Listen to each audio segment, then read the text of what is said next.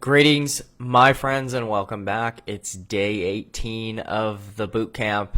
How you doing? Before we dive into this, how we doing?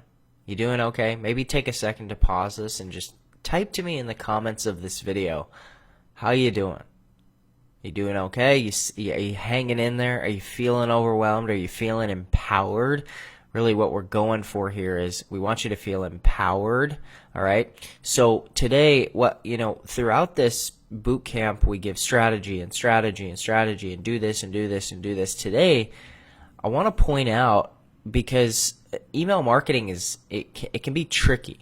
It can be tricky because a lot of times email marketing, what happens is people, they'll do certain things. For instance, I'm being very vague. For instance, they'll copy the marketing style of somebody else without realizing that one important thing about their brand is you need to be unique, right? So today, what we're going to do is we're going to unpack the top 10 mistakes that most newbies, or not even really newbies, I see big corporations making these mistakes, but newbies, people who are inexperienced and not great with connecting people through email marketing, we're going to go through the top 10 mistakes. So what not to do as you're building your email list and as you're trying to create more sales and more flurry of excitement through your email marketing. Here are 10 mistakes that I see companies, individuals, businesses making in their email marketing. So let's dive right in. Mistake number 1 is assuming the job of email marketing is just to sell another click, okay? So email marketing is far more than just a tool to sell. It is that, but it's far more. As we've mentioned in previous days, email is used to give your clients high-value content, tell compelling stories, voice your opinions, overcome objections, all of which allow you to build a know, like, and trust factor with your audience. We talked about this, I believe it was yesterday, the KLT. Know, like, and trust. So if you try to sell before you have the know, like, and trust factor, which the word that I really love to use for this is influence. If you try to sell before you have influence, it doesn't work. It just doesn't work. It falls on flat ears, or on deaf ears. Falls on deaf ears. So the know, like, and trust is really influence. And if you try to sell before that happens, it just doesn't work, right?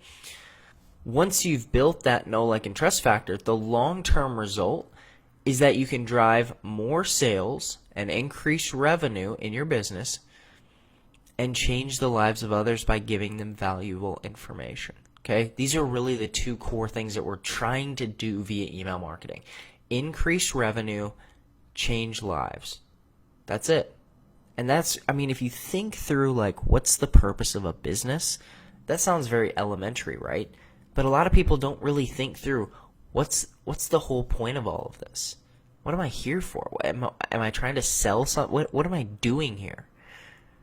Right? They just kind of jump into a business because it was the best thing that they had on their plate in front of them at the time, or they frantically started looking online for some sort of way to make money, or they got fired from their job. But it's like, have you ever sat down and really thought, like, what's the goal? It's to increase revenue and to change lives. That's it. Okay. Now maybe you have other deeper whys behind that, and I'm not trying to take away from those either, okay? Mistake number 2. Sending short emails, pitching offer after offer. This is pretty easy to do, okay? Especially if you listen to some of the gurus in the industry who don't really know what they're doing, but they just pitch offer after offer after offer. And their email marketing is just filled with a pitch fest of emails, okay? The tricky part about sending these types of short offer-focused emails is that you can actually generate some sales from it in the short term, okay? It sometimes will produce sales in the short term, all right? The thing most marketers don't realize is that this can kill your email list like a toxic poison. Building a business is about playing the long game, and very few companies do this well in email marketing or overall. You have to remember, I want you to write this down, I'm playing the long game. Write that down. I'm playing the long game. When you start to take business as a long game, all of your marketing will shift, right? It won't feel so like it won't feel so spammy and so needy, right? You'll just start to give and give and give and ask when it's appropriate, right? Ask when it's appropriate, just like in a relationship. We've talked through that already in the bootcamp. Mistake number 3. This is sort of the opposite, actually. Sending educational high-value emails without selling anything. So unlike mistake number 2, this is the opposite. Some individuals are scared to ask for the sale for a variety of reasons, and thus they continue to do everything they can to educate and entertain their readers, but they never actually get to a clear call to action. They never actually say, will you buy?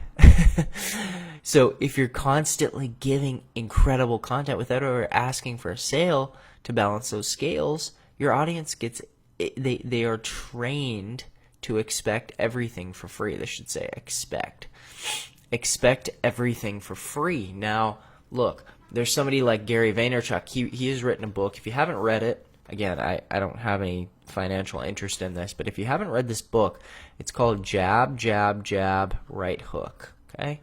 Gary Vaynerchuk wrote this book, Jab, Jab, Jab, Right Hook. And what he says in this book, essentially, if you haven't read anything by Gary Vaynerchuk, I highly recommend it. He's got a couple books, Jab, Jab, Jab, Right Hook, and Crush It. Both are centered around marketing. They're very important to this very idea, so I would go pick those up if I were you. Give them a read. Grab them on Audible, give them a listen, okay? But his idea is give value, give value, give value, ask, right? Build up, build rapport, build rapport, build rapport, build trust, build trust, build trust, ask, okay? And if you're lacking, here's the weird piece of this. If you're lacking this, people get trained, okay, I get everything for free from this person. They never sell me anything. And then when you ask for a sale after having done that for so long, what happens is they're like, well, why? I don't buy things from you. I don't pay you money. It needs to be a balanced relationship, okay? All right, mistake number 4. Tiptoeing around the sale. This is so common. This is so common.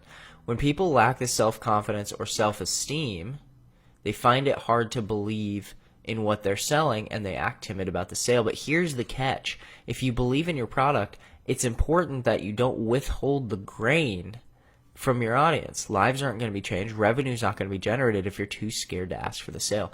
This is super important. This is actually an old proverb, okay? So, look, if you're not religious or whatever, that's okay. But this is an old ancient proverb from the Bible where it says, essentially, those who withhold the grain will starve, and those who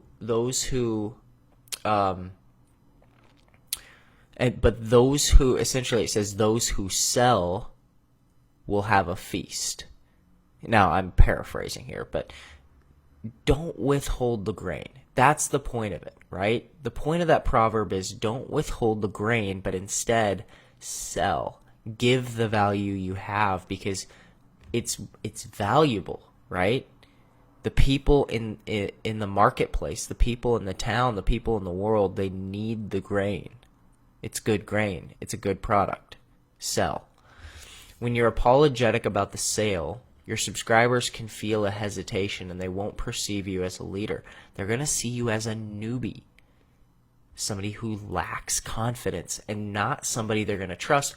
Or you could even say this, not somebody who they're going to follow.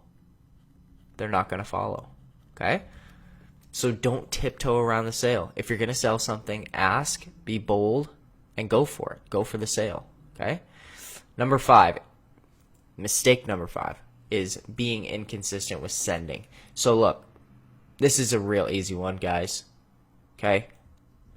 The more emails you send, the more sales you make. The data proves that to be true over and over and over again. Some people say, well, geez, I don't want to email them too much. I don't want to. No. The more emails you send, the more sales you make. Sending emails infrequently not only reduces your sales, but it also increases spam complaints from subscribers because they're unfamiliar with their name. They open the email, okay? They open this little envelope email thing, and your name is here, and they don't even know who you are because they barely ever hear from you, okay? So some people are like, well, I don't want to bother them. It actually does the opposite. You're going to increase spam complaints, and it could hurt your deliverability overall. Not a good solution, right? Number 6, overly obsessing over open rates and click stats. Okay, look, I'm not saying that these stats aren't important, but these clickbait type subject lines can get a ton of opens and clicks, but if you're not measuring the sales data, you're going to be confused as to what's really working. So writing quality emails that actually help people is more important than getting your open rates up, okay? Here's the thing. And I've found this to be true over and over and over again, both in copywriting, in video creation, in content creation, in emails. If you focus yourself down on quality that actually helps people, okay? What happens is the open rates eventually go up. You'll get the unsubscribes, okay? That's okay. You'll get unsubscribes, that's okay, and I'm going to talk about that next. But the thing is, your open rates will go up because the content, the quality is there. People know you to be somebody who delivers, okay? Mistake number 7. This is a big one. Worrying about unsubscribe rates. Unsubscribes are good, okay? I want you to read that twice, and I want you to write that down for yourself. Unsubscribes are a good thing for your business, for your email marketing. It's healthy, okay? It's sort of like if you have weeds overgrowing your lawn, right? Unsubscribes are like pulling the weeds and getting the weeds out, okay? When you email consistently with high value content and ask for a sale at the appropriate time, anyone who unsubscribes is just genuinely telling you that they don't want to be contacted. That's it. That's fine. All that's happening in this scenario is that you're attracting more buyers. That's the mindset shift you got to have. And speaking directly to your ideal avatar, which means that you're repelling, you're sending away non-buyers. The cool part is you reduce the risk of spam complaints because unsubscribes essentially clean your list. And that helps to not have deliverability issues with your emails. It's really powerful. And guess what?